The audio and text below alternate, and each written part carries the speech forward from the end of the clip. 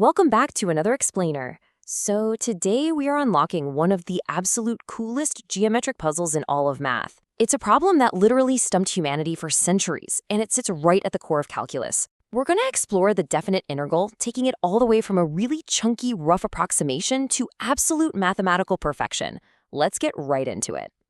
To really wrap our heads around the definite integral, we kind of have to start with a surprisingly simple question.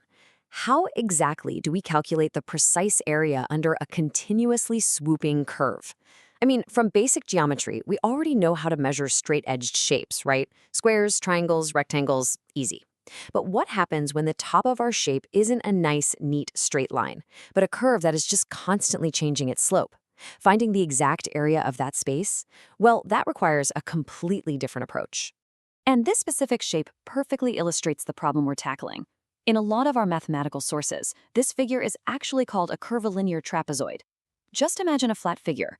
It's bounded on the bottom by the horizontal x-axis, on the sides by two vertical lines, which we call our limits, a and b, and then capped on the top by the graph of a continuous function. Geometrically speaking, the definite integral is literally just the exact numerical value of that shaded area. Now, there's a really crucial nuance here that trips a lot of people up. Whenever we talk about area with definite integrals, we are actually talking about net area. Our coordinate plane has rules, right? If a portion of our function's graph dips down below the x-axis, the integral treats that specific area as a negative value. So space above the axis adds to our total area, while space below the axis actually subtracts from it. Let's look at a concrete example to really lock this in. Imagine we've got a function graphed from x equals 0 over to x equals 6. For the first part of that interval, the area above the x-axis comes out to exactly 4 units. But then the graph dips below the axis, creating this smaller triangular region with an area of 1 unit. Well, because it's below the axis, we have to count it as -1. This is the golden rule of the definite integral. Always calculate the net area. +4 plus -1 gives us a final definite integral of exactly 3. Okay, so how do we actually calculate this area for a really complex curve? Well, back before we had a perfect, neat formula, mathematicians used this incredibly clever, intuitive hack called a Riemann sum. Let's break down how this hack works. Step 1, we basically bypass the whole curve problem entirely by chopping the space up into a series of smaller vertical subintervals. Step 2, for each of those little subintervals, we pick a point on the curve to act as the flat top of a rectangle.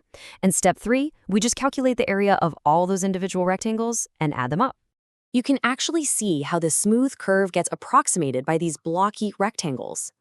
The height of each rectangle is figured out by finding where a specific point inside that little subinterval hits the actual curve itself. We're essentially just pretending the curve is a staircase. By multiplying the base of each rectangle by its height, which is just the function's value at that point, and then adding up the whole shebang, we get a rough, but honestly surprisingly decent estimation of the total area. Of course, there are a few different ways you can build these staircases. You can align the top left corner of your rectangle perfectly with the curve. That's a left endpoint approximation, which, depending on the slope, might slightly underestimate the area. Or you can align the top right corner, which might overestimate it.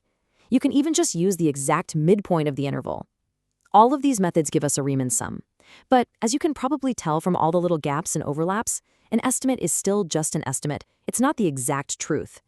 And this brings us to a massively popular question. If you ever browse math forums or go down a Reddit rabbit hole, you'll see students constantly asking, okay, I don't get it. What is the exact difference between a Riemann sum and an integral? Aren't they basically doing the exact same thing?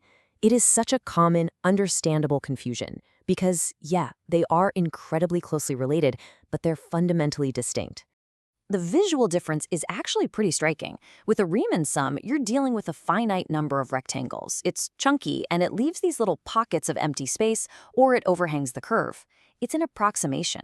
But transition over to the integral, and notice how the rectangles have basically multiplied and smoothed out into this perfectly shaded, exact area.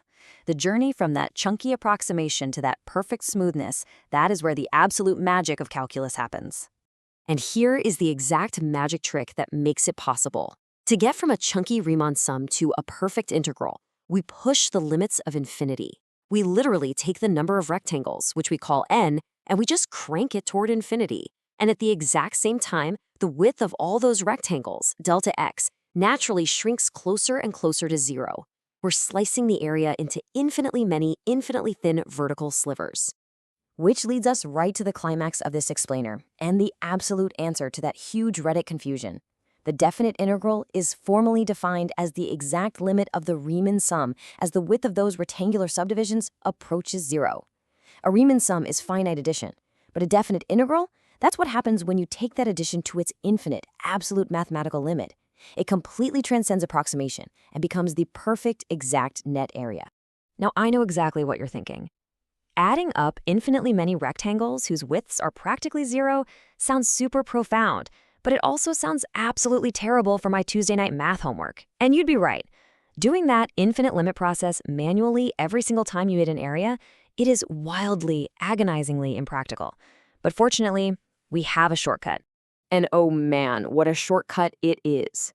Behold, the Newton-Leibniz formula. This is practically the grand prize of calculus. Discovered independently by Isaac Newton and Gottfried Wilhelm Leibniz, this beautifully simple equation completely bypasses the need to add up infinite rectangles. The integral of f of x dx simply equals capital F of b minus capital F of a. It gives us this direct algebraic way to find that exact area, and it totally connects two completely different branches of calculus together. So what this formula elegantly does is bridge the world of geometric area, the definite integral we've been talking about, with the world of antiderivatives, which is the indefinite integral. To find the exact net area under a curve between point A and point B, literally all you have to do is find the antiderivative of the function, evaluate it at the upper bound b, and then subtract its value at the lower bound a. F of b minus f of a. That's it. No infinite sums required. The equation just magically outputs the exact area. Which leaves us with one final, really profound thought to end on today. Think about it.